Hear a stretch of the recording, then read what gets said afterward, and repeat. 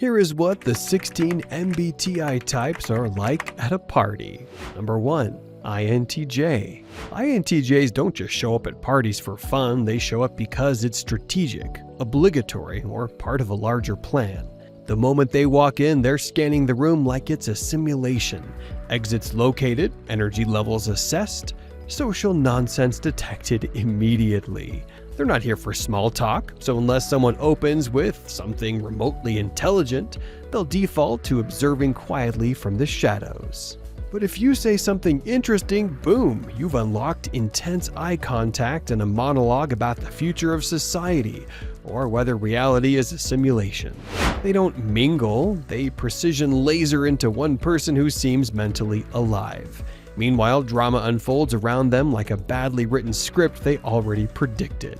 At some point, without warning, they vanish. No goodbyes, no lingering, just a ghost slipping back into the night, analyzing everything on the way home, already deciding what they'd redesign if they ever ran this entire party or the world. Number 2. INTP. INTPs don't show up at parties because they love crowds. They're usually dragged along by a friend who promised it'll be fun. They enter quietly, eyes flicking around like detectives scanning a crime scene, mentally categorizing every conversation and odd behavior. They don't seek the spotlight. In fact, they'd rather blend into the wallpaper, quietly observing the chaos. They'll hover near a corner or behind the snack table, half listening to snippets of conversations, while their mind spins off on wild tangents about everything from quantum physics to whether that guy's shirt pattern actually violates basic design principles. When someone accidentally engages them in a deep or weird question, their face lights up with that rare spark of genuine interest. They'll dive into a labyrinth of ideas, making connections no one else sees, until their eyes glaze over because they forgot the party was still going on. Eventually, they'll vanish without a word, probably retreating to some quiet room or stepping outside for a breath of fresh air. And later, they'll replay the entire night in their head. Not because it was thrilling, but because they're trying to untangle the social puzzles that they just witnessed. Forever analyzing, forever curious, but definitely ready to go home. Number 3. ENTP. ENTPs are the verbal fireworks at the party. They float around like chaos butterflies, starting debates, challenging opinions, and suggesting things like, let's reorganize the living room for maximum social flow. They're equal parts exhausting and exhilarating. You might love them or want to strangle them, or both. Either way, you're gonna remember them. Number 4. ENTJ. ENTJs walk in like they're evaluating the building for acquisition. They immediately assess the layout, spot the weaknesses in the party planning, and somehow reorganize the drink table more efficiently. They'll start 3 conversations, network with 5 strangers, and pitch an idea while holding a whiskey. If someone's crying in the bathroom, they'll knock, ask if it's a real emergency, and suggest a better coping strategy. Number 5. INFJ. INFJs don't go to parties because they want to, they go because someone they love asked them to, and they couldn't say no. They walk in quietly, already scanning for emotional undercurrents like a human MRI machine. They won't make a big entrance, but within 10 minutes they'll pick up on who's anxious, who's pretending to be confident, and who's one minor inconvenience away from a breakdown.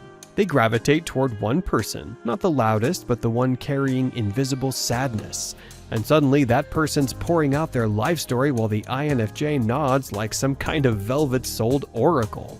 They ask deep questions like, do you feel at home in your own life?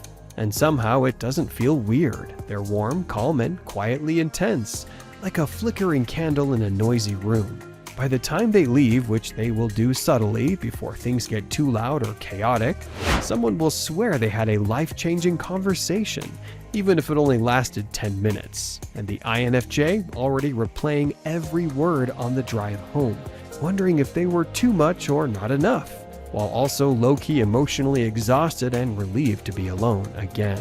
Number 6. INFP. INFPs drift through the party like soft background music, poetic, romantic, and mildly overwhelmed. They're probably overthinking a moment of eye contact from 20 minutes ago. They'll talk to one person for an hour and leave emotionally wrecked by the depth. If you ask how they're doing, expect a 5-minute metaphor. Number 7. ENFJ. ENFJs are the unofficial hosts of every party. They'll emotionally support 5 people, mediate a drama you didn't even know existed, and somehow also remember your cousin's dog's name. They're charismatic therapists with party planning energy. When they leave, everyone feels like the night lost something essential. Number 8. ENFP. ENFPs bounce in like glitter with a heartbeat. They're hugging strangers, starting spontaneous dance parties, and then disappearing mid-conversation because they saw someone wearing a cool hat. They're chaotic joy wrapped in existential depth. You'll laugh, you'll cry, you might end up adopting a cat with them. Number 9. ISTJ. ISTJs show up on time, bring something appropriate, and spend the whole party half enjoying themselves and half judging the lack of structure. They find a quiet spot, talk to exactly 2 people, and leave precisely when they said they would. They're reliable, logical, and somehow comforting, like a weighted blanket in khakis. Number 10. ISFJ. ISFJs quietly make the party run smoothly. They'll refill the chip bowl, comfort someone who's crying, and clean up without being asked. They're low drama, high empathy, and incredibly observant. You probably didn't notice how many things they fixed, and they'd never tell you, but the party would have imploded without them. Number 11. ESTJ. ESTJs don't mean to take over, but somehow they do. They'll loudly suggest more efficient ways to serve drinks, question the host's playlist, and then reorganize the fridge because it was bothering me. Their energy is intense, assertive, and kind of comforting if you're into authority figures with a side of micromanaging. Number 12. ESFJ. ESFJs are the welcome wagon, emotional concierge, and photo director all rolled into one. They'll greet everyone by name, introduce people who should be best friends, and coordinate a group selfie with impossible precision. You'll leave the party knowing you were liked, seen, and maybe low-key adopted. Number 13. ISTP. ISTPs lurk near the garage, fixing something, drinking something mysterious, and answering every question with maybe. They speak in monosyllables, but everything they say is gold. They probably broke something earlier just to see how it works. They'll quietly slip away halfway through, and you won't realize until the host says, "Has anyone seen them?" Number 14. ISFP. ISFPs bring the aesthetics. They look effortlessly cool, give vague answers like, "I'm just vibing," and may or may not be painting with wine in the corner. People find them fascinating, even though they said 6 words the whole night.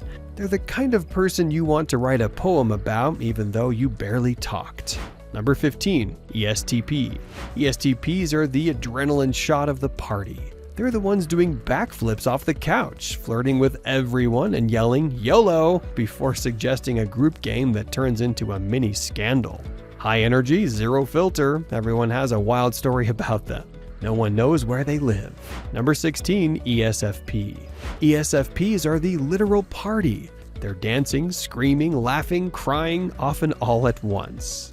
They hype you up, give you a glittery pep talk, and then convince you to call your ex or cut your bangs. Underneath the chaos, though, they're emotionally tuned in. If you're sad, they will notice and pull you into a conga line to fix it. These videos will be really helpful for you.